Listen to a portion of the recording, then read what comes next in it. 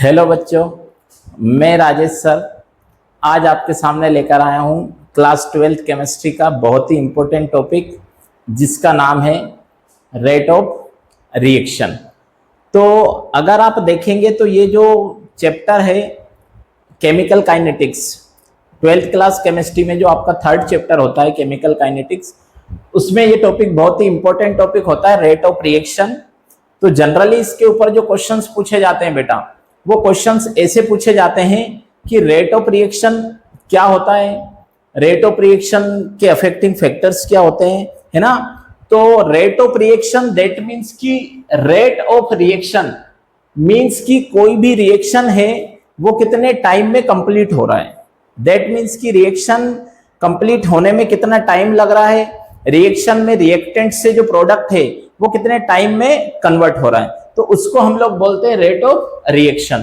तो अगर आप बात करें रेट ऑफ रिएक्शन की, तो रेट ऑफ रिएक्शन होता क्या है, तो अच्छे से सुनिए क्या होता है रेट ऑफ रिएक्शन। कि रेट ऑफ रिएक्शन हम कह सकते हैं कि the change in concentration of reactants and products in a particular time. Means कि किसी भी पर्टिकुलर टाइम में जितना रिएक्टेंट्स एंड प्रोडक्ट्स के कंसंट्रेशन में चेंज होता है उसी को हम रेट ऑफ रिएक्शन कहते हैं, है ना। तो मैं डेफिनेशन आपको लिख देता हूं। Change in concentration, change in concentration of reactants and products in time interval is called rate of ROR बोल सकते हैं अपन बेटा इसको, रेट ऑफ रिएक्शन। अगर हम इसके फॉर्मूले की बेटा बात करते हैं तो ROR, अगर रेट ऑफ रिएक्शन की हम बात करें तो हम ऐसे लिख सकते हैं, change in concentration of reactants and products upon में हम क्या लिख सकते हैं बेटा, टाइम इंटरवल। मींस की change in concentration of reactants and products upon time interval, यानी किसी भी रिएक्शन में जितना कंसंट्रेशन चेंज होगा रिएक्टेंट्स एंड प्रोडक्ट्स का, उसी को हम बोलते हैं रेट ऑफ रिएक्शन। जनरली अगर बेटा हम बात करें किसी भी एग्जांपल की, तो आपको मैं एक जनरल एग्जांपल से समझा देता हूं कि अगर आप डेली मोबाइल यूज करते हैं और आप मोबाइल को चार्ज भी करते हैं, सब लोग बहुत अच्छे से जानते हैं ये चीज।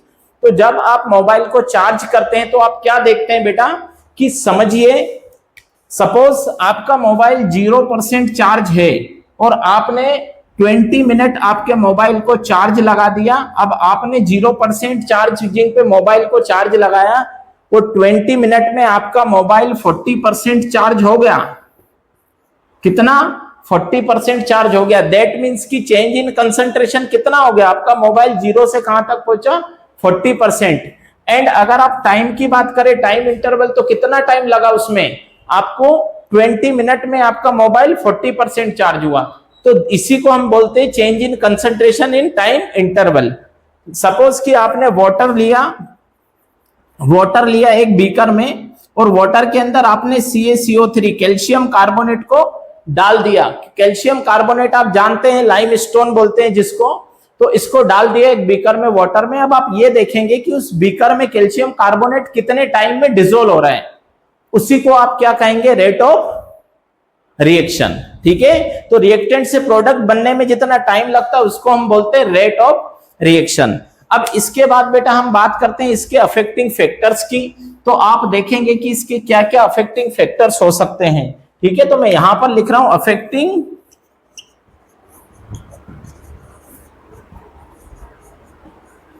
फैक्टर्स।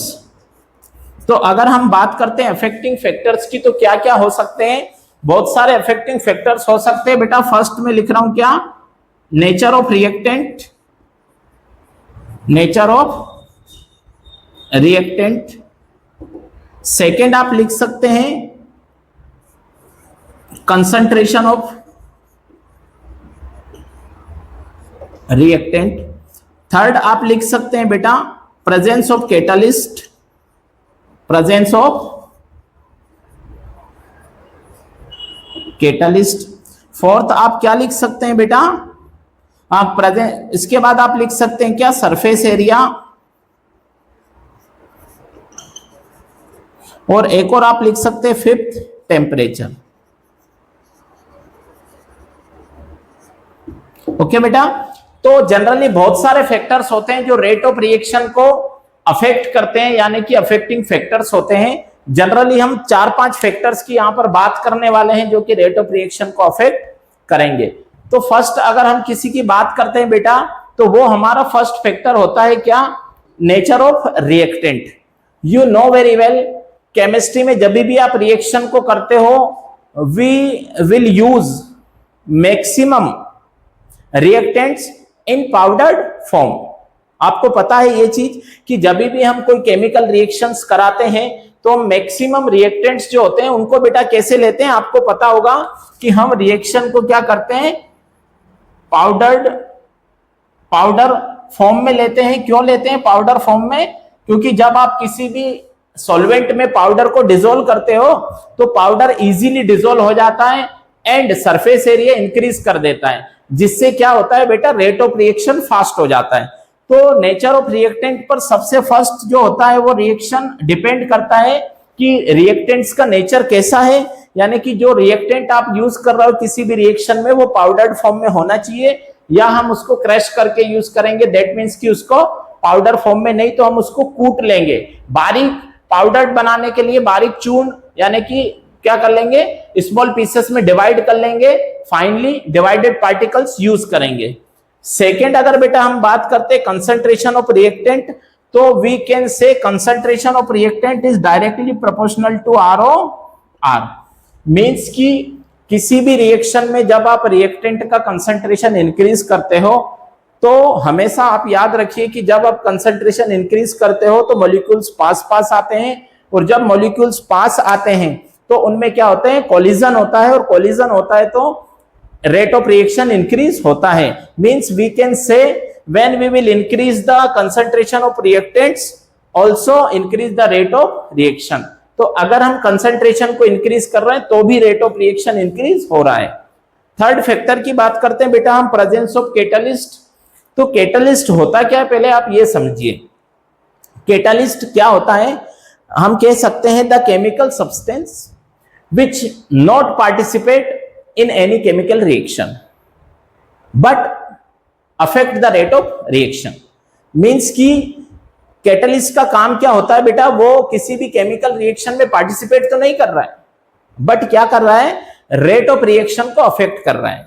कैटलिस्ट इंक्रीज भी कर सकता है रेट ऑफ रिएक्शन को एंड डिक्रीज भी कर सकता है। तो catalyst they are two types, demoter and promoters. Demoters that means when the catalyst decrease the rate of reaction is known as demoter, and when the catalyst increase the rate of reaction is called promoter। तो catalyst का काम होता है rate of reaction को affect करना। वो rate of reaction decrease भी कर सकता है, यानी कि कम कर सकता है, एंड इंक्रीज कर सकता है, मींस कि बढ़ा भी सकता है। तो कैटलिस्ट का काम क्या होता है बेटा कि वो उसकी प्रेजेंस में रिएक्शन होती है, वो कभी पार्टिसिपेट नहीं करता है। फॉर एग्जाम्पल मैं अगर आपको जनरल एग्जाम्पल की बात करता हूं तो आप देखेंगे कि क्लास में जैसे टीचर होते हैं ना, तो टीचर की प्रेजेंस में एग्जाम होते हैं, टीचर की प्रेजेंस में टेस्ट होते हैं, बट कभी भी टीचर एग्जाम नहीं देते हैं, है ना। बच्चों का एग्जाम टीचर नहीं देते हैं, है ना, उनकी प्रेजेंस में होता है। तो सेम कैटलिस्ट का काम क्या होता है, उसकी प्रेजेंस में रिएक्शन होती है, वो कभी भी रिएक्शन में पार्टिसिपेट नहीं करता। नेक्स्ट अगर हम बात करते हैं बेटा सरफेस एरिया की, तो surface area also directly proportional to rate of reaction. Means कि जब आप किसी भी केमिकल रिएक्शन में, वी नो वेरी वेल कि जब हम सरफेस एरिया इंक्रीज करते हैं तो सरफेस एरिया जब आप इंक्रीज करोगे तो क्या होता है, देखिए आप किसी भी एक टेस्ट ट्यूब के अंदर आप किसी कंपोनेंट को लेंगे, किसी एक टेस्ट ट्यूब लिया आपने और इस टेस्ट ट्यूब के अंदर आपने किसी भी पार्टिकल को लिया, समझिए इस टेस्ट ट्यूब में आपने 1 स्पून सॉल्ट डाल दिया। क्या लिया आपने, इस टेस्ट ट्यूब में 1 स्पून सॉल्ट डाला, तो क्या देखेंगे आप कि वो सॉल्ट डायरेक्ट नीचे जाकर, यहां पर आपने ब्लैक पेन से शो कर रहा है इस चीज को कि वो सॉल्ट यहाँ पर नीचे जाकर आप देखेंगे तो प्रेसिपिटेट के जैसे जम जाएगा, बट वही 1 स्पून सॉल्ट आपने बड़े से बीकर में लिया है, ये बीकर में आपने 1 स्पून सॉल्ट लिया है, तो क्योंकि यहाँ पर बेटा इसका सरफेस एरिया ज्यादा है तो ये पार्टिकल्स यहाँ पर फैल जाएंगे और वो नीचे पहुंचने से पहले ही क्या हो जाएगा, वो सॉल्ट उसमें डिसॉल्व हो जाएगा। दैट मीन्स कि जब आप क्या करेंगे बेटा कि सरफेस एरिया इंक्रीज करेंगे तो रेट ऑफ रिएक्शन भी इंक्रीज होगा। That means we can say surface area is also directly proportional to rate of reaction. Next अगर हम बात करें बेटा, नेक्स्ट फैक्टर अगर हम बात करें तो वो है टेम्परेचर। तो टेम्परेचर का मतलब क्या होता है बेटा कि जब भी किसी भी केमिकल रिएक्शन में आप टेम्परेचर को इंक्रीज करते हो, याद रखिए, ध्यान से सुनिए इस चीज को कि जब आप टेम्परेचर इंक्रीज करते हो तो molecules gets excited, molecules gets excited means कि मॉलिक्यूल्स को एनर्जी मिलती है और जब एनर्जी मिलती है तो मॉलिक्यूल्स एक्साइटेड होते हैं और जब मॉलिक्यूल्स एक्साइटेड होते हैं तो क्या करते हैं बेटा, उनकी काइनेटिक एनर्जी इंक्रीज हो जाती है and also rate of reaction increase. तो we can say temperature is also directly proportional to rate of reaction. तो क्या होता है बेटा कि टेम्परेचर अगर आप इंक्रीज कर रहे हो तो रेट ऑफ रिएक्शन भी इंक्रीज होगा। और एक और चीज याद रखिए, पर 10 degree Celsius increase the temperature rate of reaction will be double. Means कि हर 10 डिग्री सेल्सियस टेम्परेचर इंक्रीज करोगे तो रेट ऑफ रिएक्शन डबल हो जाता है। तो ये अपन ने अभी देखा है कि rate of reaction chemical kinetics की अगर हम बात करते हैं तो किस तरह से हमने इसको बहुत अच्छे से समझ लिया है, रेट ऑफ रिएक्शन को, इसके अफेक्टिंग फैक्टर्स को। आई होप वीडियो आपको बहुत पसंद आया होगा, तो लाइक और शेयर जरूर करिए और चैनल को सब्सक्राइब करिए ताकि ज्यादा से ज्यादा बच्चों तक ये वीडियो पहुंचे और ज्यादा से ज्यादा बच्चे पढ़ सके। मेरा यहाँ पर जो मोटो है वो क्या है कि ज्यादा से ज्यादा बच्चों तक चीजें पहुंचाना, यानी कि ज्यादातर बच्चे आजकल क्या पढ़ नहीं पाते हैं, बहुत सारे बच्चे इधर उधर लगे रहते हैं। तो हमारा जो मोटो है वो यही है कि ज्यादा से ज्यादा बच्चे वीडियोस देखें, ज्यादा से ज्यादा बच्चे पढ़ सके। Thank you so much. Molecularity and order of reaction. तो अगर आप देखेंगे तो आपको ये पता होना चाहिए कि मॉलिक्यूलरिटी होती क्या है एंड ऑर्डर ऑफ रिएक्शन क्या होता है। तो बेटा हम बात करें अगर मॉलिक्यूलरिटी, तो molecularity total number of molecules participate in any chemical reaction. Means कि किसी भी केमिकल रिएक्शन में जितने total number of molecules participate करते हैं, जितने total number of molecules participate करेंगे उनको हम बोलते हैं molecularity. And order of reaction मतलब कि क्या होता है बेटा कि जिन मॉलिक्यूल्स के कंसंट्रेशन में चेंज हो रहा है उस पर डिपेंड करता है order of reaction. That means we can say molecularity total number of molecules, total number of molecules participate in chemical reaction. किसी भी केमिकल रिएक्शन में जितने total number of molecules participate करते हैं उसको बोलते हैं अपन molecularity. And order of reaction depends on the concentration. Molecules के कंसंट्रेशन पे ऑर्डर ऑफ रिएक्शन डिपेंड करता है। किसी भी केमिकल रिएक्शन में अगर हम ऑर्डर ऑफ रिएक्शन की बात करें तो जितने मॉलिक्यूल्स का कंसंट्रेशन चेंज हो जाता है उसको हम बोल देते हैं ऑर्डर ऑफ रिएक्शन। और टोटल मॉलिक्यूल्स जितने पार्टिसिपेट करते हैं उसको हम क्या बोल देते हैं, मॉलिक्यूलरिटी। जनरल से एग्जांपल ले लेते हैं, मैराथन जैसे कि लोग दौड़ते हैं, तो आप भी जानते हो कि मैराथन में कोई एक इंसान तो दौड़ेगा नहीं, हजारों लोग मैराथन में दौड़ते हैं, तो क्या सारे के सारे लोग फर्स्ट आ जाते हैं? नहीं। 3000 लोगों ने समझो मैराथन में दौड़ लगाई तो उसमें से एक या दो ही फर्स्ट आएंगे ना। तो टोटल मॉलिक्यूलरिटी की बात अगर हम करें तो कितने, 3000 लोग, और कितने लोग फर्स्ट आए? एक। तो मॉलिक्यूलर ऑर्डर ऑफ रिएक्शन क्या हो गया? एक। अब जनरल केमिस्ट्री में अगर बात कर लें, समझिए N2 + 3H2, एक 1 मोल नाइट्रोजन है, 3 मोल हाइड्रोजन है, इससे बना 2NH3। ठीक है बेटा, यहां पर समझिए 1 और 3 कितने, 4 मॉलिक्यूल्स ने पार्टिसिपेट कर रहे हैं, ये 4 मोल से ये पार्टिसिपेट कर रहे हैं रिएक्शन में। तो मोलिकुलरिटी कितनी हुई 4, but change in concentration after reaction कितने मॉलिक्यूल्स बने 2 मॉलिक्यूल्स, कितने बने 2। तो यानी कि कंसंट्रेशन जितने मॉलिक्यूल्स का चेंज हो रहा है कितने का हो रहा है 2NH3 बन रहा है। दैट मींस कि 2 क्या हो गया ऑर्डर ऑफ रिएक्शन। यहां पर मोल्स कितने हैं 4, यानी कि मॉलिक्यूलरिटी 4। जनरली ये मैं समझाने के लिए एग्जांपल यूज कर रहा हूं, आप ये मत बोल देना इस रिएक्शन का ऑर्डर ऑफ रिएक्शन हम 2 मान लेते हैं, नहीं, समझाने के पर्पज से मैं आपको बता रहा हूं कि समझिए कि 1 और 3 टोटल मॉलिक्यूल्स कितने हैं 4, कितने यहां बनते दिख रहा है आपको 2, तो कंसंट्रेशन में चेंज 2 मॉलिक्यूल्स में हो रहा है, मतलब कि क्या हो गया है आपका ऑर्डर ऑफ रिएक्शन 2 हो गया, मॉलिक्यूलरिटी 4, ऐसा आप कह सकते हो यहां पर। ठीक है, तो अब अगर हम बेटा बात करते हैं molecularity total number of molecules, order of reaction depends on the change in concentration of reactant, यानी जितने मॉलिक्यूल्स का कंसंट्रेशन चेंज होगा उसी को हम ऑर्डर ऑफ रिएक्शन कहेंगे। ओके, तो we can say order of reaction is directly proportional to concentration. क्या order of reaction is directly proportional to concentration. ठीक है बेटा, तो ऐसा हम बोल सकते हैं कि molecularity and order of reaction में। अब हम बात करते हैं ऑर्डर ऑफ रिएक्शन में बहुत सारे ऑर्डर्स होते हैं जो हमारे 12th क्लास में आते हैं। Reaction of zero order, reaction of first order. तो फर्स्ट ऑफ ऑल हम बात करेंगे रिएक्शन ऑफ जीरो ऑर्डर की। ओके, तो देखिए आप अच्छे से बात करेंगे, किसकी बात करेंगे बेटा हम लोग, फर्स्ट ऑफ ऑल हम बात करेंगे reaction of zero order, reaction of zero order. Okay, तो अगर हम बात करते हैं रिएक्शन ऑफ जीरो ऑर्डर की, तो जीरो ऑर्डर रिएक्शन क्या होता है वो मैं आपको बता रहा हूं। ठीक है, इसका मैं डेफिनेशन लिख रहा हूं, when the rate of reaction is independent from the concentration of reactant, then order of reaction is zero, या आप लिख सकते हो order of reaction will be zero.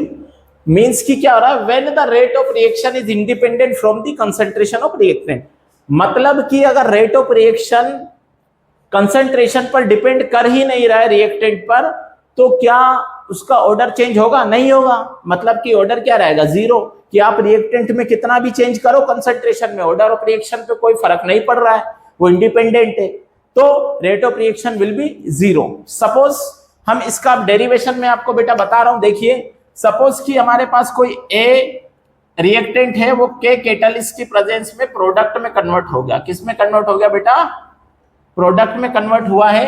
अब अगर आप देखते हैं यहां पर, तो क्या देखेंगे कि आफ्टर टी टाइम हम क्या देखते हैं, आफ्टर टी टाइम क्या होता है बेटा, कंसंट्रेशन में चेंज होता है, तो मैं dx by dt, change in concentration upon change in time. अब आप देखेंगे जब एक शॉर्ट टाइम के लिए हम लेते हैं कंसंट्रेशन को, तो d लगाया है मैंने, अगर हम चेंज की बात करते हैं तो डेल्टा यूज करते हैं, बट ये पर्टिकुलर टाइम की बात कर रहा है, शॉर्ट टाइम के लिए चेंज हो जाएगा। dx by dt directly proportional है a minus x. That means कि इनिशियल कंसंट्रेशन a था रिएक्टेंट का, उसमें से x मोल कम हो गया आफ्टर टी टाइम, तो a minus x concentration of reactant में इसको बोलूंगा, और हम जीरो ऑर्डर रिएक्शन पढ़ रहे हैं तो मैं इसका पावर यहां जीरो लगा दूंगा। ओके, अब हम देखते हैं बेटा, यहां मैं प्रोपोर्शनलिटी साइन हटाऊंगा, dx by dt equals to, तो k मेरा कांस्टेंट आ जाएगा, a माइनस एक्स का power zero. Okay, where k is constant, यहां पर k अपना कांस्टेंट है। मैं क्या करूंगा, dt को इधर ले लूंगा और a माइनस एक्स को अपॉन में लेके आ जाऊंगा, dx upon a minus x का power zero equals to k dt। अब आप जानते हो बेटा कि किसी का भी जब पावर जीरो हो जाता है तो वो 1 हो जाता है, तो मैं यहां पर लिखूंगा dx equals to k dt equation 1, और यहां रीजन लिख रहा हूं बिकॉज a माइनस एक्स का पावर 0 है तो ये 1 हो जाता है। क्या हो जाता है? ये 1 हो जाता है। अब अगर आप देखेंगे बेटा नेक्स्ट, तो हम क्या करेंगे? इंटीग्रेशन करेंगे। तो मैं यहां लिख दे रहा हूं इंटीग्रेशन ऑफ इक्वेशन 1। इसका मैं अगर इंटीग्रेशन करूंगा तो देखेंगे अब क्या हो जाएगा। dx का इंटीग्रेशन कर रहा हूं बेटा, तो dx इज इक्वल्स टू, अगर मैं क्या करूंगा, k dt है तो k मेरा कांस्टेंट है तो बाहर रख दूंगा dt का इंटीग्रेशन। तो आप देखेंगे इंटीग्रेशन में d हट जाएगा दोनों तरफ से, तो x इज इक्वल्स टू क्या बचेगा? kt। मींस कि मेरा ये इंटीग्रेशन यहां पर हो जाएगा तो x is equals to kt बचेगा। और अगर मैं k का वैल्यू निकालना चाहूं रेट कांस्टेंट, तो x बाई t आ जाएगा, यानी कि कंसंट्रेशन अपॉन टाइम। तो अगर आप बेटा देखते हैं तो रिएक्शन ऑफ जीरो ऑर्डर के लिए अगर आपसे डेरिवेशन की बात करें, integrated form of zero order reaction, तो वो यही होता है। इसी को हम लोग रेट ऑफ क्या बोलते हैं, जीरो ऑर्डर रिएक्शन के लिए निकालते हैं। ओके, तो इसको अच्छे से देख लो, समझ लो, इसका स्क्रीनशॉट ले लो। तो आप देखेंगे कि अभी हमने थोड़ी पिछले वीडियो में हमने देखा था रिएक्शन ऑफ जीरो ऑर्डर, अब हम बात कर रहे हैं reaction of first order. Order मैं आपको समझा चुका हूं क्या होता है, आप पिछले वीडियो में देख सकते हैं। तो अब हम बात कर रहे हैं रिएक्शन ऑफ फर्स्ट ऑर्डर। तो क्या होता है रिएक्शन ऑफ फर्स्ट ऑर्डर? पहले मैं इसका डेफिनेशन लिखता हूं, देन इसका डेरिवेशन आपको समझाऊंगा। तो देखेंगे कि when the rate of reaction is directly proportional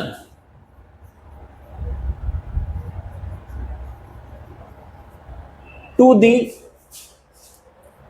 concentration of reactant, then the order of reaction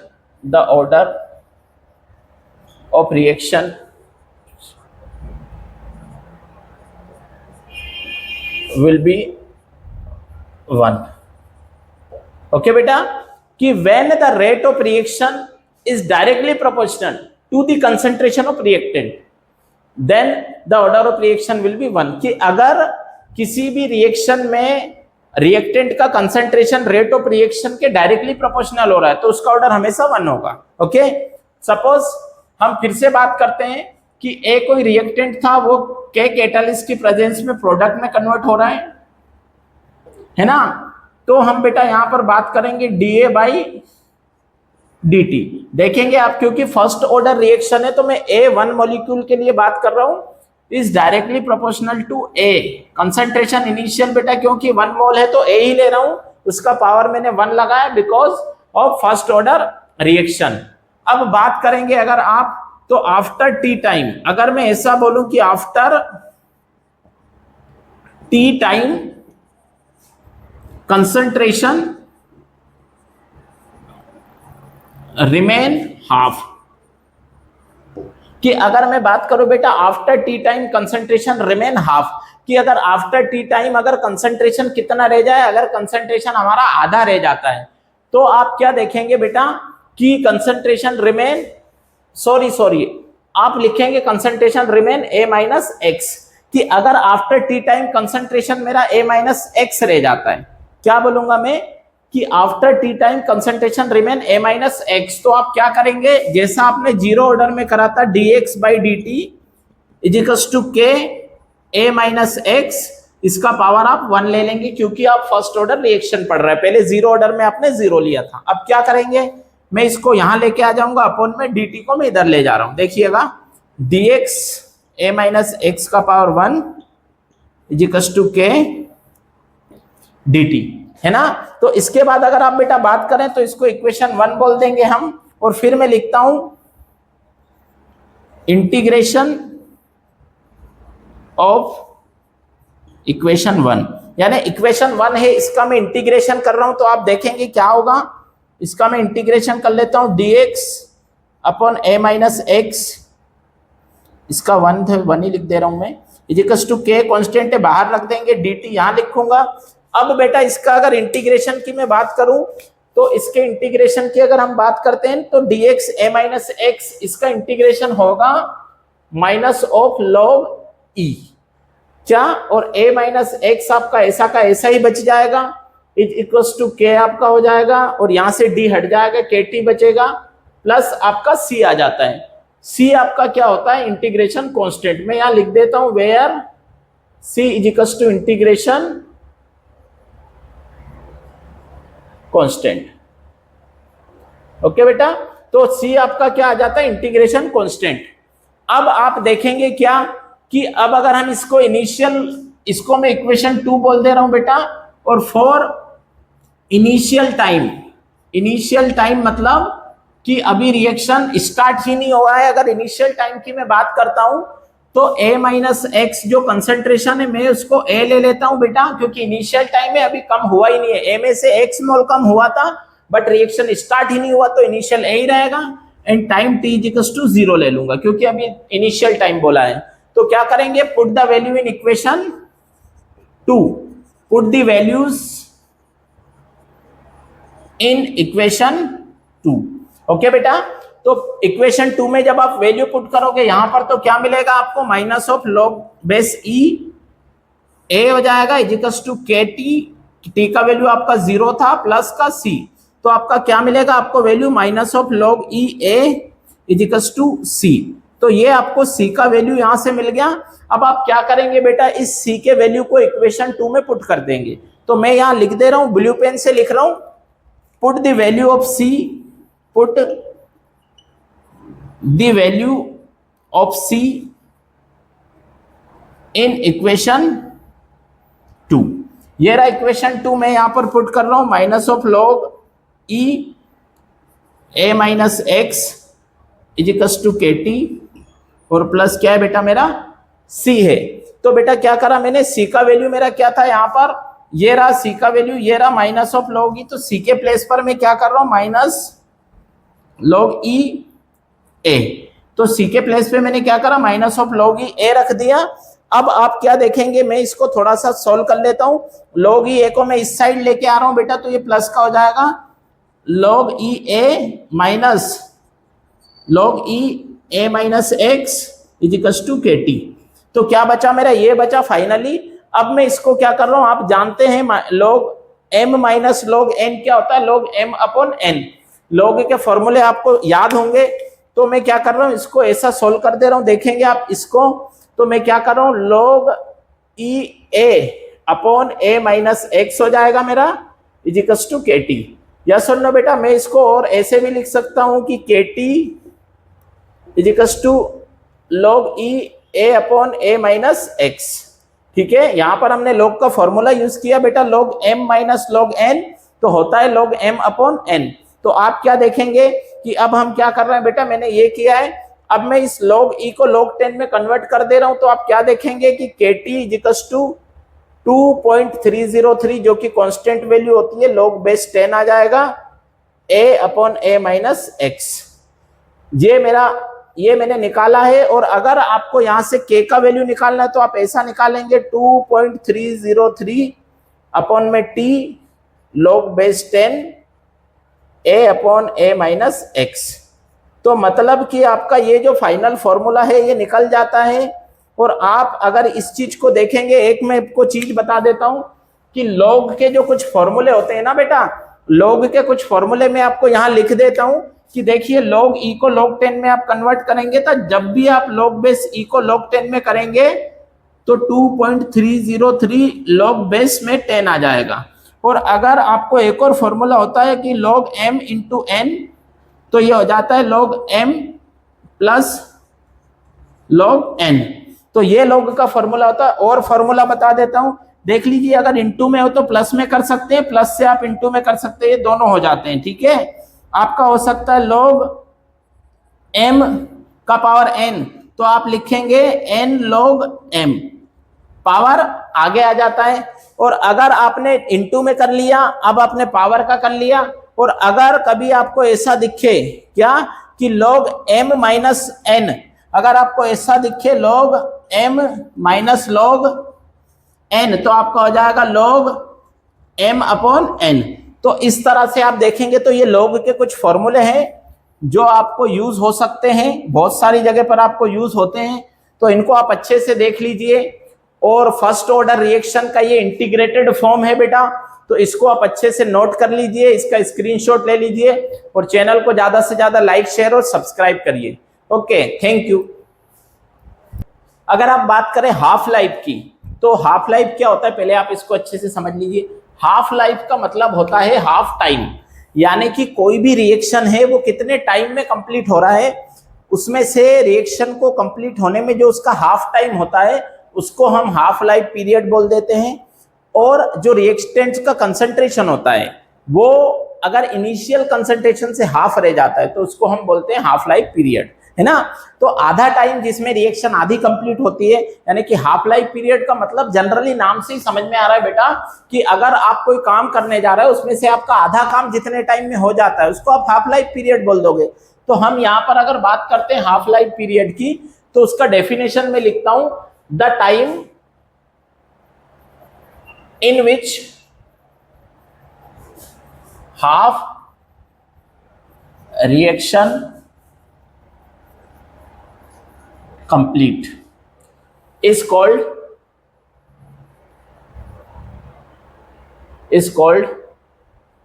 half life period, यानी the time in which half reaction complete is called half life period, यानी कि ऐसा time जिसमें हमारा half reaction complete हो जाता है उसको हम क्या कहते हैं बेटा, हाफ लाइफ पीरियड कहते हैं। और आप इसका एक और डेफिनेशन लिख सकते हो, द टाइम, मैं ब्लू पेन से लिख दे रहा हूं, the time in which the concentration of reactants remain half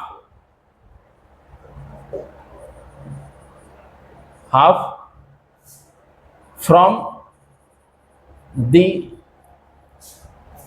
initial concentration, यानी कि बेटा क्या कि वो टाइम जिसमें रिएक्शन होती है, वो टाइम जिसमें रिएक्टेंट का कंसंट्रेशन इनिशियल कंसंट्रेशन से हाफ हो जाता है उसको हम हाफ लाइफ पीरियड बोलते हैं। तो जनरली अगर हम बात करें हाफ लाइफ मतलब कि आधा टाइम, सीधी सी बात है। तो इसके अगर हम डेरिवेशन की बात करते हैं तो जहां से आपने फर्स्ट ऑर्डर रिएक्शन का डेरिवेशन जहां खत्म किया था वहीं से हम इसको स्टार्ट करेंगे। तो देखिए आप अच्छे से देखेंगे, हम लिखेंगे यहां पर बेटा फ्रॉम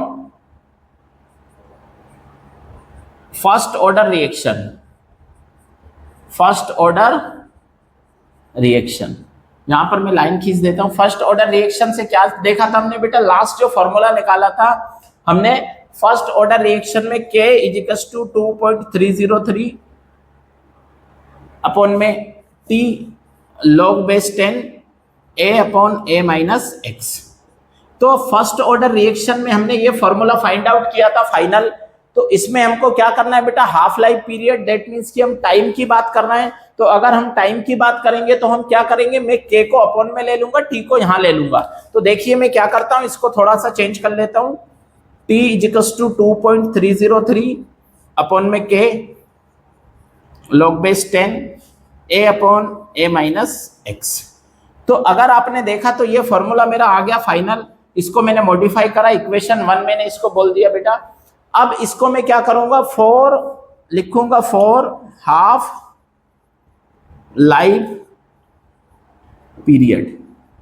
क्या करूंगा, हाफ लाइफ पीरियड के लिए मैं इसको क्या करूंगा बेटा, थोड़ा इसमें मॉडिफिकेशन करूंगा कि टाइम भी हाफ कर दूंगा एंड कंसंट्रेशन को भी मैं हाफ करूंगा।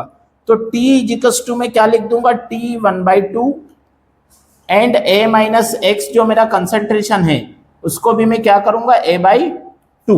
यानी कि रिएक्टेंट का कंसंट्रेशन A माइनस एक्स था, उसको भी मैंने A/2 किया, यानी कि कंसंट्रेशन हाफ हो गया। टाइम को T 1/2 कर दिया तो टाइम भी हाफ हो गया। अब ये वैल्यूज को मैं इक्वेशन 1 में पुट कर दूंगा। तो देखिए क्या होता है, put the values in equation 1, यानी कि अब अगर इस इक्वेशन 1 में आप इसको पुट करते हैं वैल्यूज को तो आपको क्या मिलेगा, मैं इधर दिखाता हूं आपको बहुत अच्छे से देखिएगा। T के प्लेस पे मैं T 1/2 पुट कर रहा हूं बेटा, तो T 1/2 इजिकल्स टू 2.303 अपॉन में K रहेगा। log बेस में 10 का 10 ही रहेगा, a upon a minus x के प्लेस पे मैं a बाई 2 रख रहा हूं। तो आप क्या देखेंगे बेटा, ये a से a कैंसिल हो जाएगा यहाँ पर, तो t 1/2 इजिकल्स टू 2.303 अपॉन में k log बेस 10, और 2 ऊपर पहुंच जाएगा तो ये क्या हो गया बेटा, log 2 हो गया है। अब आपको log 2 का वैल्यू यहाँ पर पुट करना रहेगा, तो अपन क्या करते हैं, log 2 का वैल्यू पुट कर देते हैं, t 1/2 equals to 2.303 into log 2 का बेटा वैल्यू जो होता है वो होता है 0.3010, मीन्स कि 0.3010 log 2 का वैल्यू होता है। जब हम न्यूमेरिकल्स करते हैं बेटा तो ओनली 0.3 यूज करते हैं, बट हमें यहाँ पर क्या है, एकदम एग्जैक्ट आंसर निकालना है, इसलिए हम लोग पूरा वैल्यू रखना है 0.3010। मैं इधर मेंशन कर देता हूं कि log 2 जो होता है ना बेटा, उसका वैल्यू होता है 0.3010।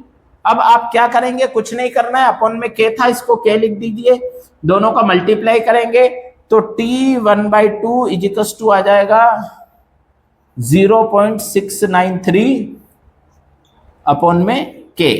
तो ये जो आपका इक्वेशन आया है, ये हाफ लाइफ पीरियड के लिए आपका डेरिवेशन हो गया है, इसी को बोलते हैं हाफ लाइफ पीरियड का डेरिवेशन। ये सारे फॉर्मूले जो हमने करे हैं, zero order, first order, half life period, ये सभी फॉर्मूले बेटा आपको न्यूमेरिकल्स में बहुत यूज होने वाले हैं। तो इसको देख लो अच्छे से, इसका स्क्रीनशॉट ले लीजिए एंड वीडियो को ज्यादा से ज्यादा शेयर करिए। Thank you. तो आप देखेंगे आर्हीनियस इक्वेशन क्या है बेटा। आर्हीनियस एक साइंटिस्ट थे जिन्होंने क्या किया था, रेट कांस्टेंट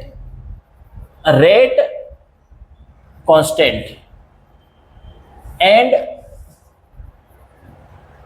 टेम्परेचर दोनों में क्या किया था, रिलेशनशिप, यानी आर्हीनियस ने रेट कांस्टेंट एंड टेम्परेचर दोनों में रिलेशनशिप शो करने के लिए एक इक्वेशन दिया था जिसको हम आर्हीनियस इक्वेशन कहते हैं। तो वो इक्वेशन क्या था, उसका डेरिवेशन आज हम करने वाले हैं। बहुत ही इंपॉर्टेंट डेरिवेशन है, बहुत ही लेंदी है ये क्वेश्चन, बट बहुत ही इंपॉर्टेंट क्वेश्चन है। बहुत ही इजी वे में मैं आपको समझाऊंगा, देखिएगा, वीडियो को अंत तक जरूर देखिएगा। तो देखेंगे बेटा आप, तो आर्हीनियस ने क्या किया था, एक जनरल सा इक्वेशन ले लिया था कि k is directly proportional to E, इसका पावर था EA बाई RT।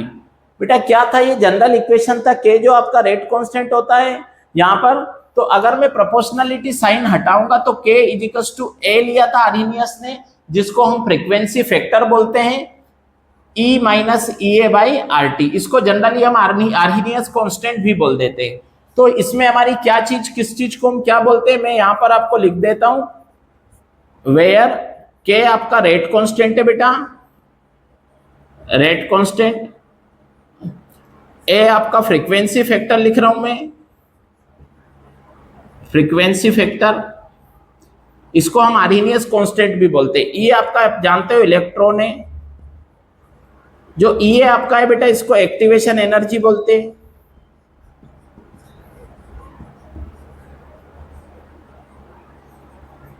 और R जो है आपका यहां पर गैस कांस्टेंट है, और R जो बेटा गैस कांस्टेंट है, इसका वैल्यू हम यूज करते हैं 8.314 joule mall inverse kelvin inverse. And T जो है आपका टेम्परेचर है, जो टेम्परेचर होता है इसको हम बेटा केल्विन में लेते हैं, ठीक है। तो ये सारी चीजें आर्हीनियस इक्वेशन में। अब हम बेटा इसमें क्या करेंगे, हम इसका यूज इस इक्वेशन को सोल्व करने के लिए लेंगे लॉगरिथम।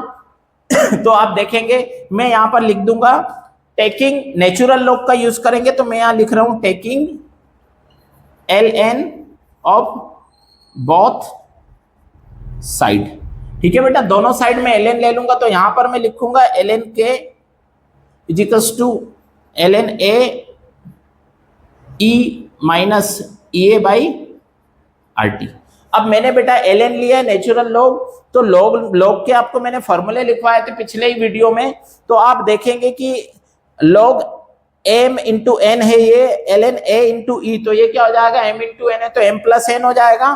तो मैं इसको ऐसे करूंगा ln k equals to ln a plus ln E minus EA by RT। हमने यहाँ पर कौन सा फॉर्मूला यूज किया वो मैं यहाँ मेंशन कर देता हूं ताकि आपको प्रॉब्लम ना हो। हमने फॉर्मूला यूज किया बेटा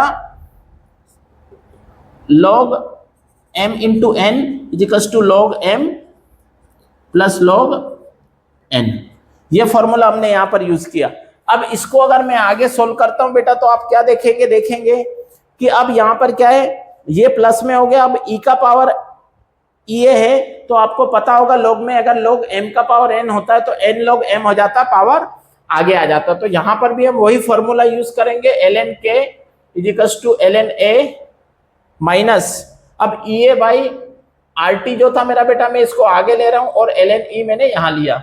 यहां पर मैंने कौन सा फॉर्मूला यूज किया बेटा, log m का power n equals to n log m हो जाता है। यह फॉर्मूला मैंने यहां पर यूज किया है।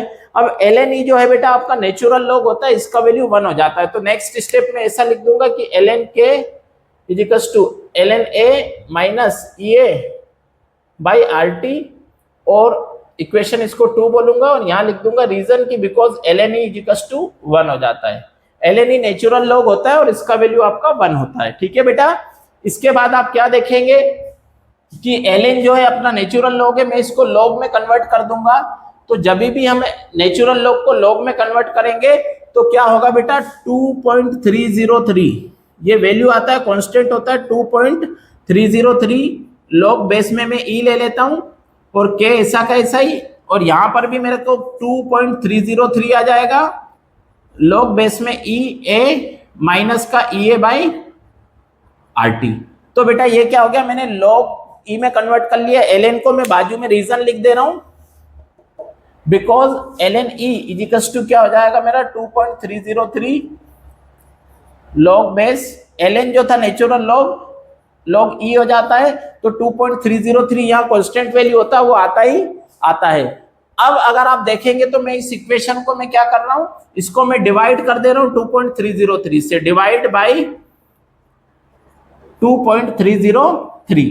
इसको पूरे इक्वेशन को मैं डिवाइड कर रहा हूं तो क्या हो जाएगा बेटा 2.303 log EK अपॉन 2.303। अब इसके बाद क्या कर रहा हूं मैं इजिकल्स टू log EA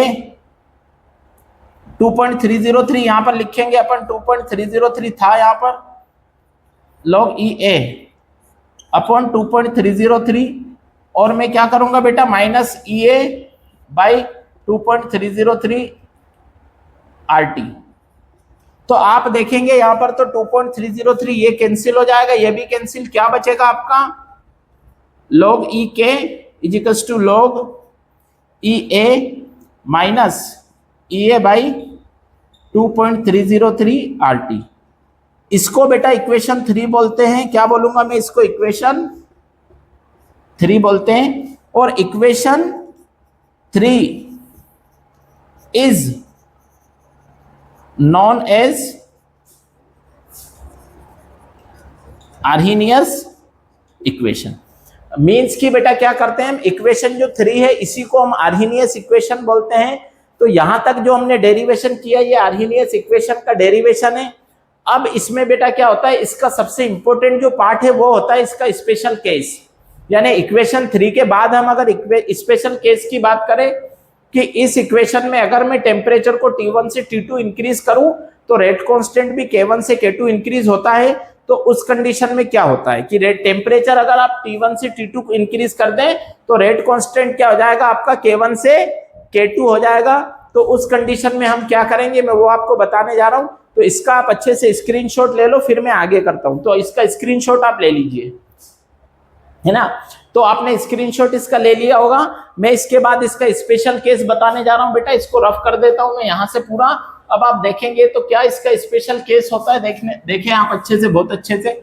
मैं यहीं से सोल्व करूंगा क्योंकि मेरे को बहुत स्पेस चाहिए, स्पेशल केस के लिए जगह चाहिए। तो मैं यहीं से इसको सोल्व करना स्टार्ट करूंगा। देखेंगे आप कि किस तरह से आप आर्हीनियस इक्वेशन में उसके स्पेशल केस को सोल्व करेंगे। ये वाला इक्वेशन आप याद रखिएगा जो लास्ट आपने बनाया था, इसी से अपन स्पेशल केस करेंगे।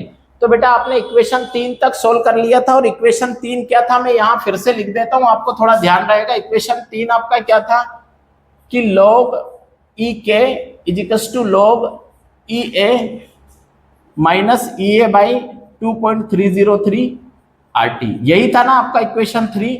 इसके बाद अपन बात करते हैं स्पेशल केस की। स्पेशल केस में आप क्या करेंगे बेटा यहां पर कि अगर आप क्या टेम्परेचर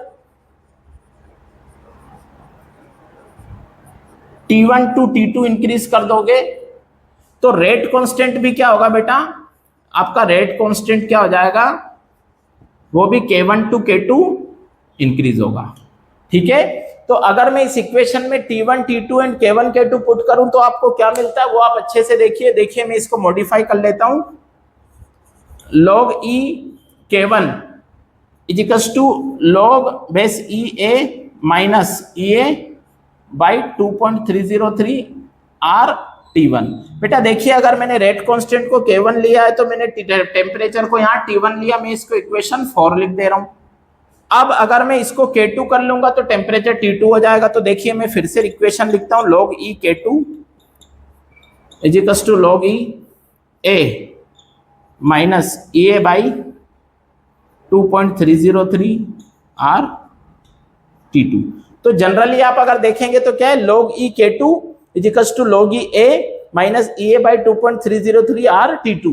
यानी कि आप देखेंगे इसमें मैंने अगर रेट कांस्टेंट को K1 किया था तो टेम्परेचर को T1 लिया था, यहां पर अगर मैंने रेट कांस्टेंट को K2 किया तो टेम्परेचर मेरा T2 है। मैं इसको इक्वेशन बेटा 5 बोल दे रहा हूं। ठीक है, अब हम क्या देखते हैं कि जब मैं इसको इक्वेशन 5 माइनस 4 करूंगा कि बड़े में से छोटे को अगर मैं माइनस कर देता हूं तो मैं यहां लिख रहा हूं, शॉर्ट में लिख रहा हूं इक्वेशन 5 माइनस इक्वेशन 4। अगर मैं 5 में से 4 को माइनस करूं तो मेरे को क्या मिलेगा वो आप अच्छे से देखिएगा। ये देखिए log E K2 minus log E K1। LHS में जब मैंने LHS को माइनस किया इक्वल्स टू ये जो RHS है मैं इसको लिख रहा हूं बेटा log E A minus E A by 2.303 R T2।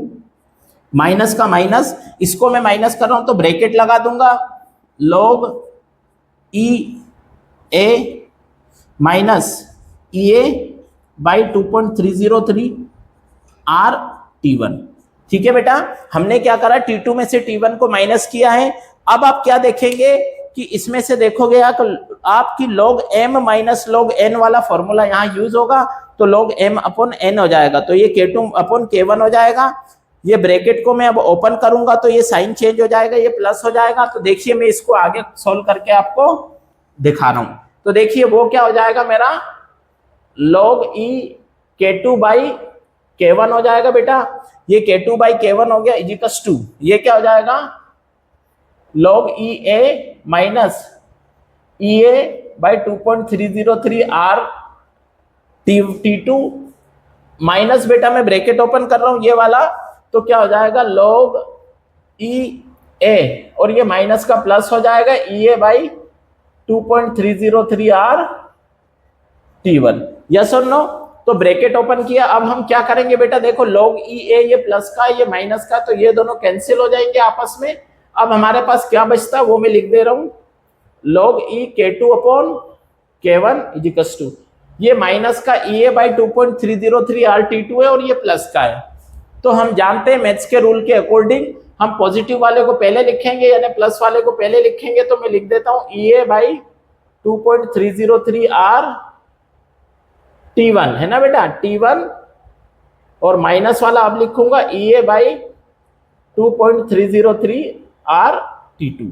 Okay, तो ये हमने वैल्यू लिखी। अब आप देखेंगे इसमें क्या है, E A बाई 2.303 R दोनों में कॉमन है तो हमें इसको कॉमन निकाल ले रहा हूं। तो log E K2 by K1 is equals to E A by 2.303 R 1 by T1 minus 1 by T2। मेरा यही बचा बेटा, 1 बाई T1 बचा, 1 बाई T2 बचा, ये मेरा कॉमन निकल गया। अब मैं इसका क्रॉस मल्टीप्लाई कर दूंगा, तो आप देखेंगे क्रॉस मल्टीप्लाई में मैं कैसे करूंगा। तो log E K2 by K1 is equals to E A by 2.303 R। इसका मैं मल्टीप्लाई यहां कर रहा हूं तो ये हो जाएगा T2, इसका मैं यहां कर रहा हूं तो ये हो जाएगा माइनस का T1, नीचे का नीचे कर दूंगा तो अपॉन में T1 इंटू T2। ठीक है बेटा, तो ये जो फॉर्मूला है ये आपको सबसे ज्यादा न्यूमेरिकल्स में यूज होने वाला फॉर्मूला है। अगर आप देखेंगे तो आर्हेनियस इक्वेशन में आप यहां तक इसको डिराइव करके छोड़ सकते हैं, बट क्या होता है कि इसमें बेटा एक्टिवेशन एनर्जी मींस कि EA आपसे फाइंड आउट करने को बोलते हैं, यानी EA निकालने को बोलते हैं। तो EA का वैल्यू हम निकाल देते हैं, देखेंगे आप कैसे। EA इजिकल्स टू 2.303 R, नीचे वाले सारे ऊपर पहुंच जाएंगे, T1 इंटू T2, और ऊपर वाला नीचे आ जाएगा।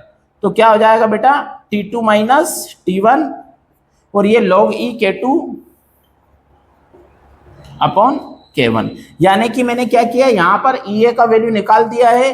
तो ये यहां पर अगर आप देखेंगे बेटा तो आर्हेनियस इक्वेशन कंप्लीट हो जाता है विथ स्पेशल केस। तो आपको इसको अच्छे से देख के समझ लेना है, और मैं यही बोलूंगा कि आप साथ में नोट्स बनाते चलिए। जितने भी वीडियोस देखते, जितने भी आप टॉपिक के देखते हैं, साथ में नोट्स बनाते चलिए। डिटेल में मैं हर चीज को यहाँ पर समझा रहा हूं ताकि अच्छे से आपकी प्रिपरेशन हो सके। इसका अच्छे से स्क्रीनशॉट ले लो, वीडियो को लाइक शेयर करना ना भूले ताकि ज्यादा से ज्यादा बच्चे इसका लाभ उठा सके, इसका फायदा ले सके, और चैनल को सब्सक्राइब करना ना भूले। Thank you so much.